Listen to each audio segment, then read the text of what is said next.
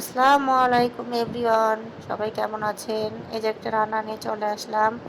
কড়াই গরম হয়ে গেছে, তেল দিয়েছি, সয়াবিন তেল। এখন সরিষার তেল দেব। আমি গোস্ত রান্না করলে দুটো তেল মিশিয়ে রান্না করি যাতে স্বাদটা একটু ভালো হয়। আমারও ভালো লাগে খেতে এরকম। এখন মশলা দিয়ে দেব, পেঁয়াজ বাটা, রসুন বাটা, জিরে বাটা, আদা বাটা আর শুকনো মরিচ বাটা সব কিছু দিয়ে দিয়েছি। এখন লবণ দিয়ে দিব, তারপর হলুদ দিয়ে দিব, তারপরে একে একে সব তেজপাতা দিব, গোলমরিচ, দারচিনি, এলাচ দিয়ে দিয়েছি। এখন লবঙ্গ দিয়ে দিলাম, দিয়ে নাড়াচাড়া করবো ভালোভাবে।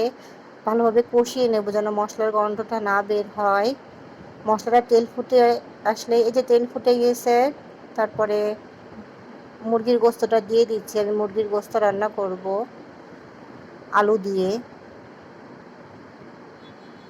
যে সব গোস্তটা একে একে, মুরগির গোস্তটা কেটে আমি ধুয়ে রাখছিলাম, মুরগি আর আলুটা কেটে এই যে দিয়ে দিচ্ছি সব।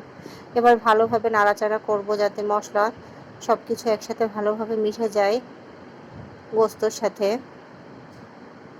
দেখেন তো কালারটা কেমন হয়েছে, আমার রান্নাটা কেমন লাগলো অবশ্যই কমেন্টস করে জানাবেন। লাইক শেয়ার দিতে ভুলবেন না। আল্লাহ হাফেজ।